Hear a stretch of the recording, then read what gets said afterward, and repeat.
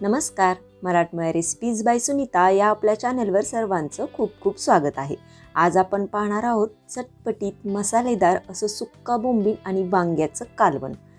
तर हे कसं करायचं यासाठी व्हिडिओ अगदी शेवटपर्यंत जरूर बघा आणि आवडल्यास लाईक सुद्धा जरूर करा आणि चॅनलवर जर नवीन असाल तर चॅनलला सबस्क्राईब सुद्धा जरूर करा. चला तर मग पटकन व्हिडिओला सुरुवात करूया. हे कालवण करण्यासाठी इथं मी 5 वांगी घेतलेली आहेत.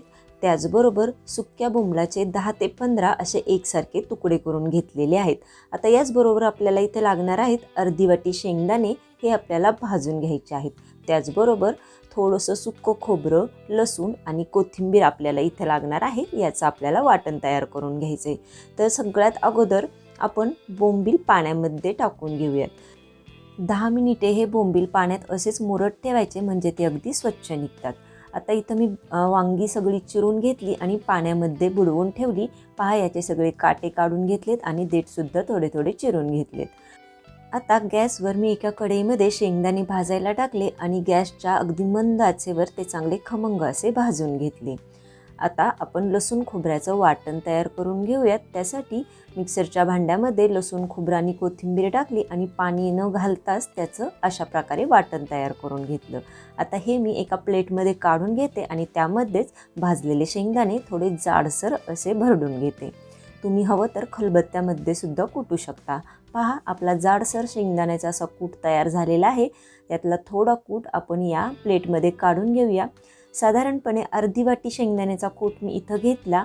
आता यामध्ये घालूयात 2 चमचे कांदा लसूण मसाला.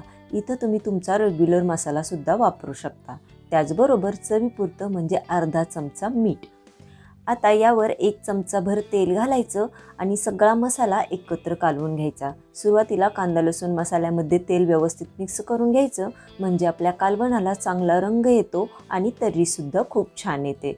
तर आता हे सगळे पदार्थ आपण अगदी व्यवस्थित असे मिक्स करून घेऊयात. तर पहा, आता आपण जी वांगी चिरून ठेवली होती त्यामध्ये हा मसाला आपल्याला भरून घ्यायचा आहे. तर पहा, याप्रमाणे सगळ्या वांग्यांमध्ये हा मसाला मी भरून घेते. तुम्हाला ही रेसिपी कशी वाटते हे मला कमेंट करून नक्की सांगा. हा व्हिडिओ तुम्हाला थोडा जरी आवडत असेल तर लाईक जरूर करा आणि चॅनलवर जर नवीन असाल तर चॅनलला सबस्क्राईबसुद्धा जरूर करा. तर बघा, वांग्यामध्ये सगळा मसाला इथं भरून झालेला आहे.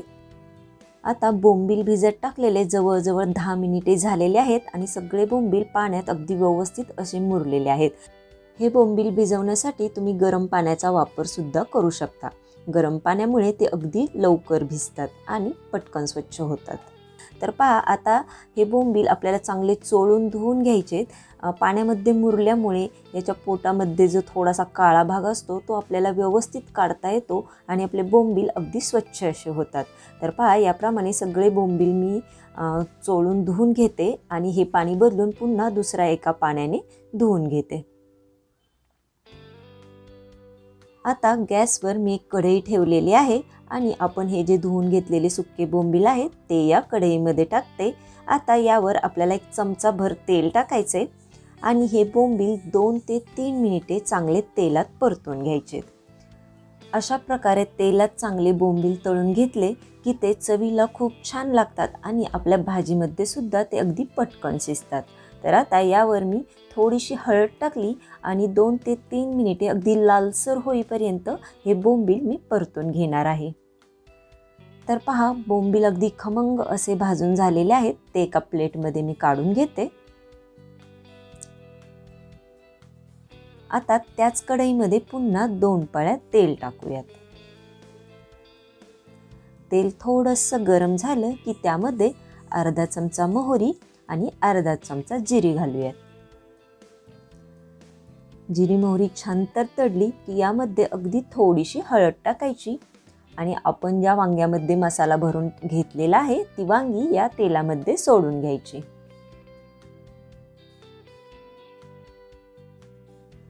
वांगी भरून उरलेला जो मसाला आहे तो सुद्धा यामध्येच टाकून घेऊयात आणि 2 ते 3 मिनिटे ही वांगी या तेलामध्ये चांगली अशी परतून घेऊयात. हे जे वांग आणि सुक्या बोंबलाचं जे कालवण आहे ते अगदी अप्रतिम चवीचं बनतं. तुम्ही एकदा नक्कीच करून बघा. तर पहा 2 ते 3 मिनिटे वांगी चांगली परतून झालेली आहेत. आता यामध्ये आपण जे तळून ठेवलेले बोंबील आहेत ते टाकून घेऊयात. आता वांग्यासोबत बोंबील अगदी व्यवस्थित मिक्स करून घेऊया. बोंबील आपण अगोदरच चांगले तळून घेतलेले आहेत, त्यामुळं आता आपल्याला फक्त व्यवस्थित मिक्स करायचे आणि यामध्ये पाणी घालायचे. तर पहा वांगी शिजण्याइतपत आपल्याला यामध्ये पाणी घालायचे. तर साधारणपणे 1 ग्लास पाणी यामध्ये मी टाकलेलं आहे. इथं आपण गरम पाण्याचा वापर सुद्धा करू शकतो. आता हे आपण व्यवस्थित मिक्स करून घेऊया आणि वांगी भरतानाच आपण यामध्ये मीठ टाकलेलं आहे, त्यामुळे आता यावर वरून मीठ टाकायची आपल्याला अजिबात गरज नाही. पाणी घातल्यानंतर व्यवस्थित मिक्स करून घेऊया. आता गॅसच्या मोठ्या फ्लेमवर याला चांगली उकळी येऊ द्यायची. तर पहा कालवणाला चांगली उकळी आलेली आहे. आता गॅसची फ्लेम बारीक करायची आणि यावर अर्धवट असं झाकण ठेवायचं. पूर्ण झाकण ठेवलं तर कधी कधी याला तर्री येत नाही, म्हणून अर्धवट झाकण ठेवायचं आणि फक्त 10 मिनिटे हे कालवण आपल्याला शिजवून घ्यायचे. तर पाहूया 10 मिनिटानंतर. तर पहा 10 मिनिटे झालेली आहेत. मध्यंतरी 2 वेळा मी झाकण काढून हे वांग व्यवस्थित असं हलवून घेतलं होतं, म्हणजे सगळ्या बाजूने ते अगदी व्यवस्थित असं शिजतं. तर पहा तुम्ही पाहू शकताय आपल्या कालवणाला खूप छान अशी तर्री आलेली आहे आणि अगदी चटपटीत आणि मसालेदार असं आपलं वांग आणि सुक्या बोंबलाचं कालवण इथं तयार झाले. आपण आता पाहूयात वांग शिजलं आहे का ते. तर पहा यामध्ये चमचा अगदी अलगदपणे चमच्याचा दांडा यामध्ये जातोय, म्हणजे वांग अगदी व्यवस्थित शिजले आणि तुम्ही पाहू शकताय बोंबील सुद्धा अगदी व्यवस्थित असा शिजलेला आहे. तर आता गॅस बंद करूयात आणि यावर बारीक चिरलेली कोथिंबीर घालूयात. तर पहा अशा पद्धतीने आपलं सुक्कं बोंबील आणि वांग्याचं चटपटीत मसालेदार अगदी पाहताच तोंडाला पाणी सुटेल असं कालवण इथं तयार झाले. मी तुम्हाला हे सर्व करून दाखवते. तर आजचा व्हिडिओ तुम्हाला कसा वाटला हे मला कमेंट करून नक्की सांगा. व्हिडिओ आवडल्यास लाईक जरूर करा, तुमच्या मित्रमैत्रिणींसोबत शेअरसुद्धा करा आणि चॅनेलवर जर नवीन असाल तर चॅनेलला सबस्क्राईबसुद्धा जरूर करा. व्हिडिओ पूर्ण पाहिलात त्याबद्दल खूप खूप धन्यवाद. पुन्हा भेटूयात अशाच एका नवीन रेसिपीसोबत. तोपर्यंत बाय बाय.